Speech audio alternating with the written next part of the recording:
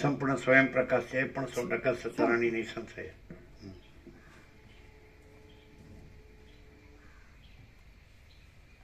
કયા મામા પ્રભુ બરાબર છે?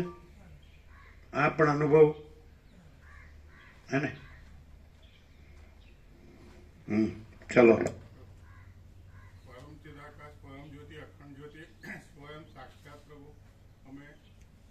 માસ્ટર પ્રભુનું અખંડ સાનિધ્ય મળ્યું અમને.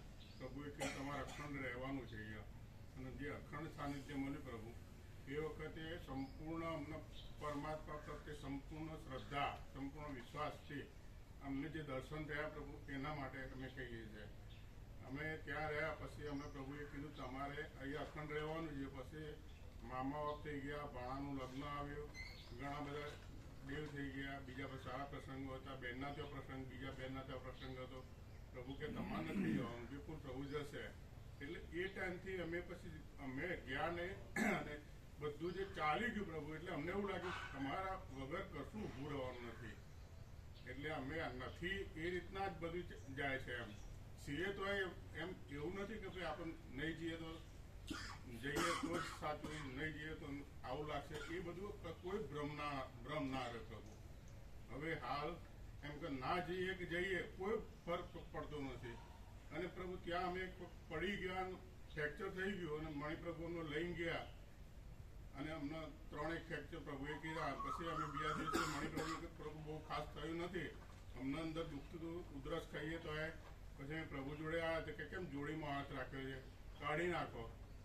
એટલે કશું નથી થયું. એટલે અમે ફટ લઈને એ દિવસથી કાઢી નાખ્યો પ્રભુ.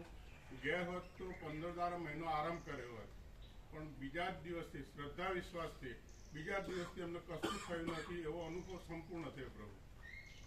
નહીં તો પાછળનું જે ફ્રેક્ચર હોય એટલે ઉધરસ કહીએ તો તકલીફ પડતી હતી, પણ પ્રભુએ દિવસે કીધું કે કાઢી નાખવા, કશું થયું નહીં. એટલે પ્રભુ અમને બિલકુલ સંપૂર્ણ શ્રદ્ધા વિશ્વાસ, પરમાત્મા સિવાય કશું જ નથી. એમ પરમાત્મા સ્વયં સાક્ષાત અમારી હાજર જ છે, તો બીજું કશું કરવાનું રહેતું નથી. સંપૂર્ણ વિશ્વાસ છે.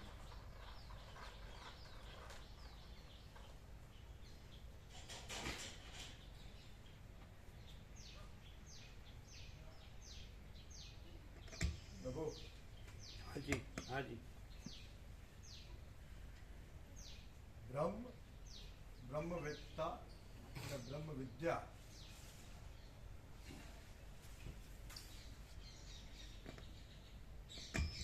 ઓમ. બ્રહ્મવેત્તા અને બ્રહ્મ વિદ્યા આ ગીતા માતાથી, આદિ શંકરાચાર્ય ભગવાનથી, થોડું ઘણું ભાગવતમાંથી, ઉપનિષદમાંથી વાંચેલું પ્રભુ. પણ એ ત્રણેયનો એકરસ રૂપે ત્રિવેણી સંગમ પ્રભુના પ્રથમ દર્શનથી જ દ્રઢ થયો, સિદ્ધ થયો.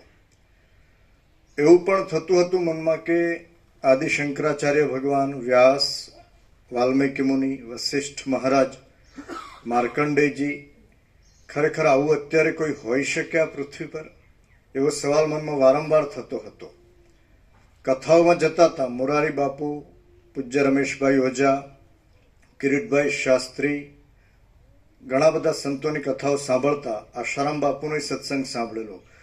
પણ અંદર એવું થતું હતું કે આ બધા જે મહાત્માઓ કથા કરે છે એ બરાબર છે, પણ ક્યાંય પણ આમ માથું મૂકી દેવું અને પૂર્ણ સદગુરુ રૂપે સ્વીકારવા કે જ્યાંથી ભગવાનની, પરમાત્માની પ્રાપ્તિ થાય, એવું ત્યાં લાગતું ન હતું. પરંતુ પ્રભુના દર્શનને સત્સંગથી એટલો ખ્યાલ આવી ગયો કે સાચા ગુરુ, સદગુરુ, ભગવાન, પરમાત્મા જે પણ કહો તે અહીંયા પ્રકાશી રહ્યા છે.